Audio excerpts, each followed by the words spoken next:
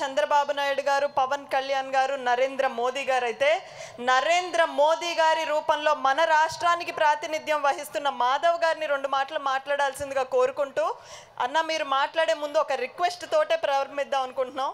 ఈ సంవత్సరం మన విజయవాడ ఉత్సవానికి వైస్ ప్రెసిడెంట్ గారు వచ్చారు. వచ్చే సంవత్సరం కోరిక పెద్దదేం కాదన్నా, నరేంద్ర మోదీ గారు వచ్చేటట్టు చేయాల్సిన బాధ్యత మీ మీద పెడుతూ 2 మాటలు మాట్లాడాల్సిందిగా కోరుతున్నాం. ధన్యవాదాలు తేజస్విని గారికి, మన కల్చరల్ సెల్ యొక్క చైర్మన్ గారు.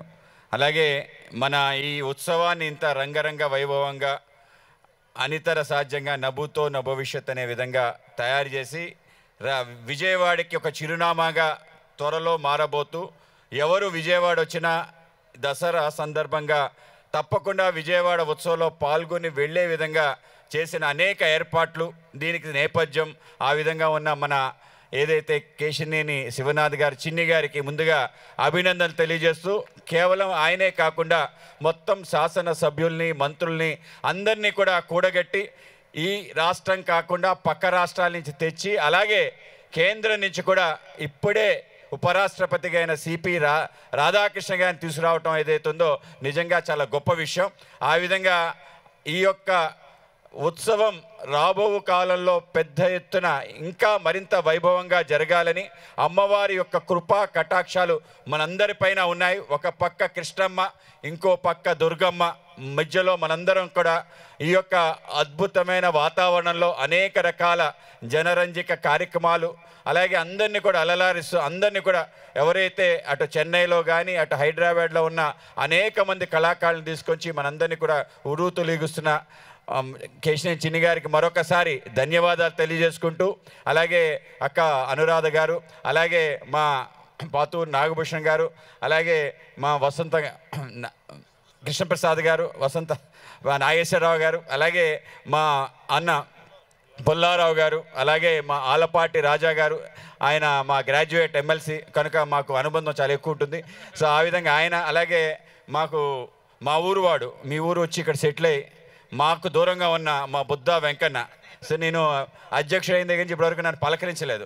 సో ఆ విధంగా మా బుద్ధా వెంకన్న, అలాగే మా జీవీఎల్ గారు, మా మాజీ రాజ్యసభ సభ్యులు, అలాగే మిత్రుడు రమేష్ నాయుడు గారు, అలాగే అడ్డూరు శ్రీరామ్ గారు, ఇతర పెద్దలందరికీ నమస్కరిస్తూ, మనకి ఇది గొప్ప అవకాశం.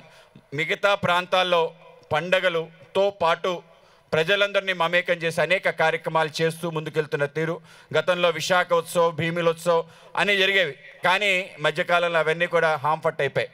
మరొకసారి పండగని మరింతగా ఇంకా వైభవంగా చేసుకుని ప్రజలందరినీ కూడా భాగస్వాములు చేసే విజయవాడ ఉత్సవం లాంటి కార్యక్రమాలు మరింతగా ముందుకు రావాలని, మన గౌరవ ముఖ్యమంత్రి చంద్రబాబు నాయుడు గారికి ఈ ఉత్సవాలంటే బాగా ఇష్టం.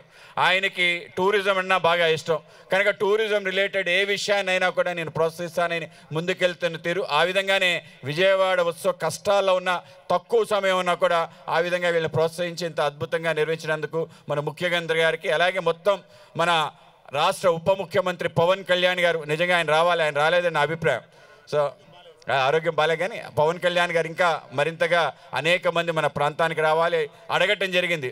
తప్పనిసరిగా మోడీ గారు వస్తారు, రేపు రాబోతున్నారు, శ్రీశైలం రాబోతున్నారు, తర్వాత దుర్గమ్మ దగ్గర కూడా వస్తారు. ఆ విధంగా అద్భుతంగా మన కార్యక్రమాలు ముందుకెళ్తాయి. మీ అందరికీ కూడా ఇవాళ మహిషాసుర మర్దని అష్టమి, మనందరి యొక్క అష్ట కష్టాలు తీర్చి మన జీవితాన్ని మరింతగా సుఖవంతంగా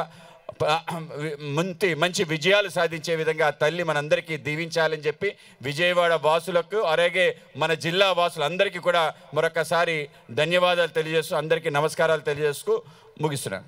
ధన్యవాదాలు. సభాముఖంగా సారీ చెబుతూ మీరు బీజేపీ అధ్యక్షులైనందుకు మీకు హృదయపూర్వక నమస్కారాలు తెలియజేస్తూ ఇంకా ఉన్నత పదవుల్లోకి వెళ్ళాలని ఆశిస్తున్నాం.